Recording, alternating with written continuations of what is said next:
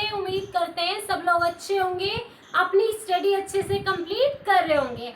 आपको पता है आपका एक्सेल चैप्टर कंप्लीट हो गया है। अब हम आपके करा रहे हैं एमसीक्यू शॉर्ट क्वेश्चन। आपकी बुक से हमने एमसीक्यू शॉर्ट क्वेश्चन लिए हैं, इजीली हम इनको समझाएंगे। ये आपके हम पीडीएफ भी आपको अपलोड कराएंगे टेलीग्राम पे। हम आपको इजीली ये समझा रहे हैं जिससे कि आपको जो आईटीआई के एग्जाम होंगे आपको कोई उसमें प्रॉब्लम ना आए।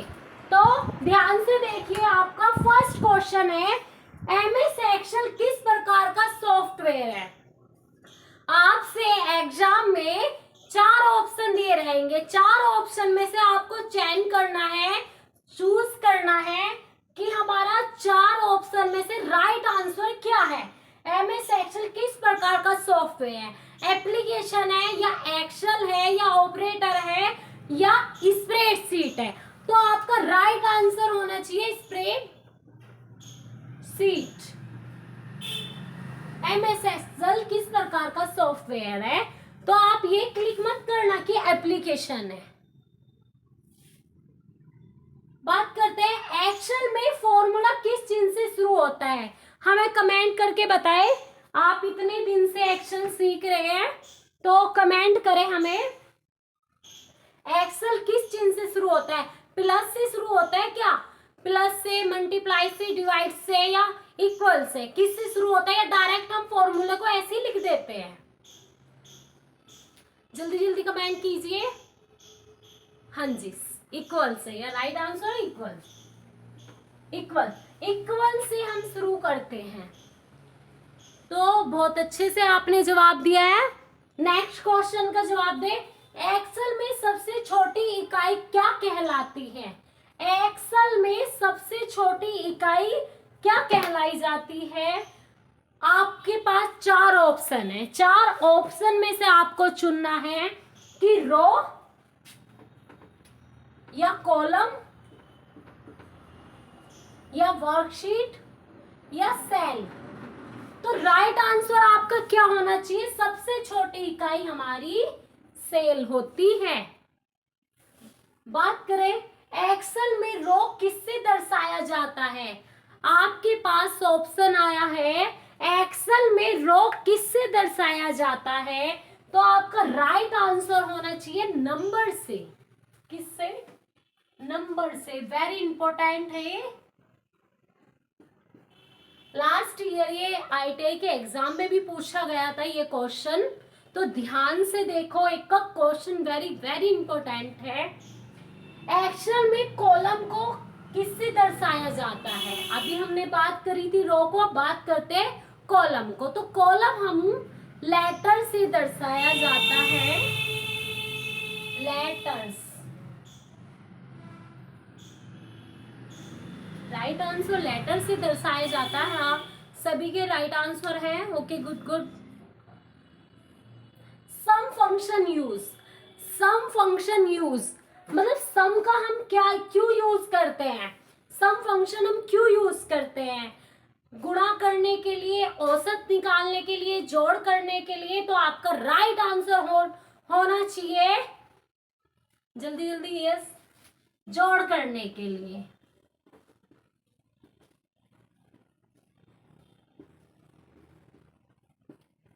राइट आंसर है हमारा सम। जो हम सम फंक्शन जो यूज करते हैं वो जोड़ करने के लिए, ऐड करने के लिए यूज करते हैं।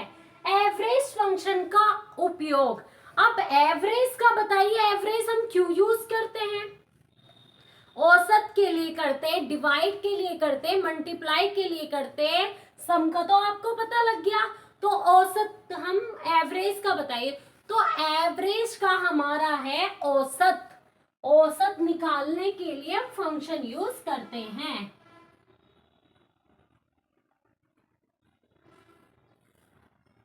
आज के पीडीएफ क्वेश्चन अच्छे लग रहे हैं। अच्छा, हाँ, इजी क्वेश्चन है, अच्छे क्वेश्चन है, आपको इजीली अच्छे से समझ में आ रहे हैं क्योंकि आपने पूरी थियोरिकल क्लास समझी है, अच्छे से देखी है, तो इसलिए आपको अच्छे से समझ में आ रहे हैं।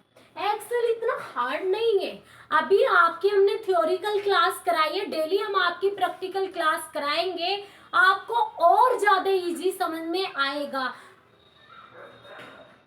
स्प्रेडशीट। अब हमें बताए कि आपको इतने क्वेश्चन में से किसी क्वेश्चन में डाउट है, फिर हम नेक्स्ट पे बात करेंगे। नेक्स्ट क्वेश्चन है आपकी, सबसे छोटी वैल्यू ज्ञात कीजिए। अभी हमने बात करी थी row column function and MS Excel formulas के बारे में बात करी थी। अब हम आपसे पूछे सबसे छोटी वैल्यू ज्ञात कीजिए। आपके पास 4 ऑप्शन है, मिनिमाइज, मैक्सिमम एंड एवरेज या सम। तो 4 ऑप्शन में से बताइए। तो राइट आंसर आपका क्या होना चाहिए? मिनिमाइज। या right answer minimize. Count function use. Count function का हम क्यों यूज करते हैं? तो इसका काउंट फंक्शन जो यूज होता है वो नंबर्स के लिए हमारा काउंट फंक्शन यूज होता है। काउंट से ही आप समझ के काउंटिंग के बारे में बात हो रही है, तो काउंट फंक्शन से हम यूज करते हैं नंबर। Chart use action. हमने अभी कल परसों की क्लास में आपको बताया था चार्ट एंड एमएस एक्सेल में चार्ट का क्या इंपॉर्टेंट है। तो आपसे ये क्वेश्चन पूछा जाता है कि एमएस एक्सेल चार्ट में क्या हमें किस चीज को देखने को मिलता है। तो चार्ट यूज एक्शन, तो डाटा को ग्राफिकल फॉर्म में दिखाने के लिए, जैसे हमारा ये डाटा है तो डाटा को हम क्या दिखा रहे हैं? ग्राफिकल में दिखा रहे हैं, पिक्चर द्वारा हम दिखा रहे हैं बच्चों को, जिससे वो विजुअली देखे और अच्छे से समझ में आ जाए। तो ये हमारा कौन कार्य करता है? ये हमारा चार्ट कार्य करता है। एक्सेल वर्कबुक में क्या है? एक्सेल वर्कबुक में क्या है? ये आपकी वर्कबुक दिखाई दे रही है। इस वर्कबुक में क्या है? तो आपका राइट आंसर होना चाहिए वर्कशीट। क्या राइट आंसर होना चाहिए? वर्कशीट हमारी एक्सेल है।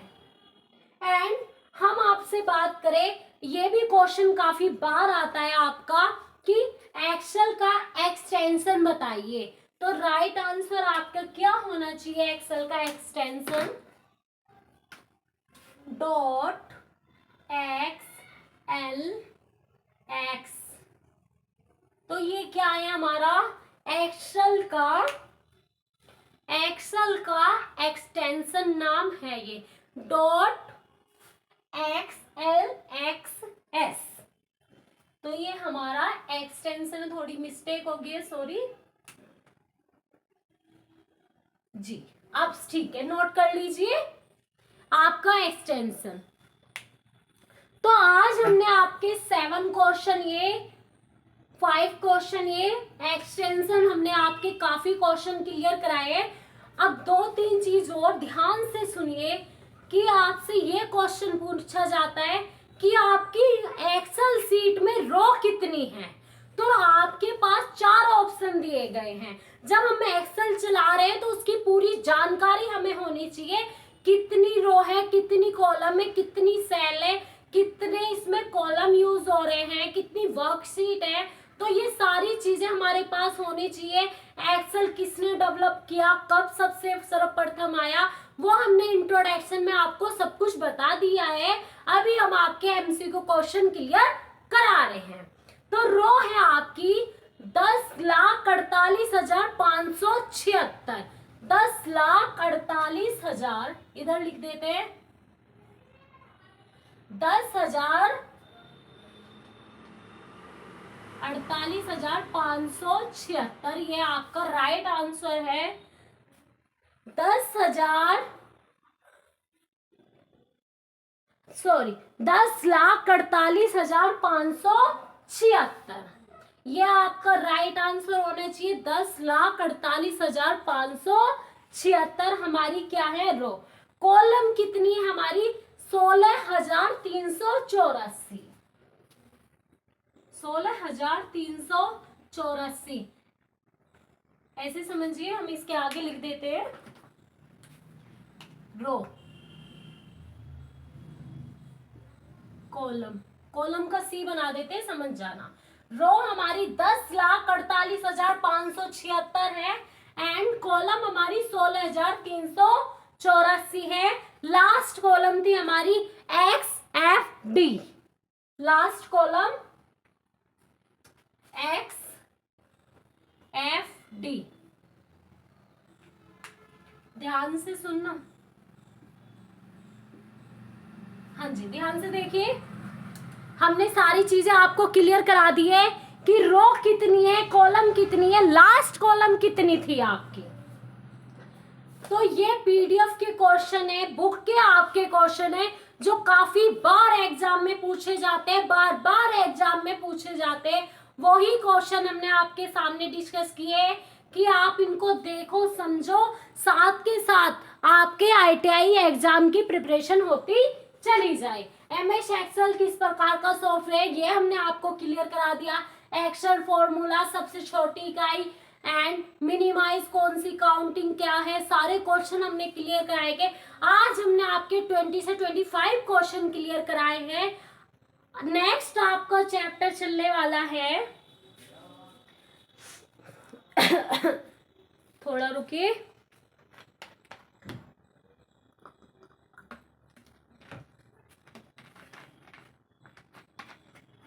हाँ जी, आपका जो नेक्स्ट चैप्टर चलेगा वो डाटा मैनेजमेंट का चलेगा कि डाटा को कैसे मैनेजमेंट करते हैं, कौन सा सॉफ्टवेयर होता है, किस सॉफ्टवेयर में कैसे वर्क करते हैं।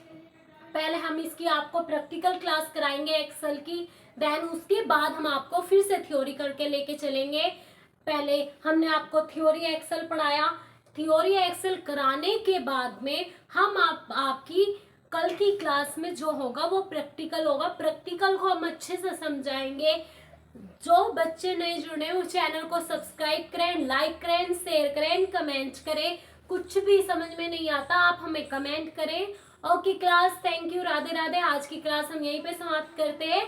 कल 15 अगस्त है, आपको हैप्पी इंडिपेंडेंस डे, हार्दिक की शुभकामनाएं। अच्छे विचार लाइए अपने मन में, अच्छे से पढ़िए और आगे तक आप जाइए। Thank you class.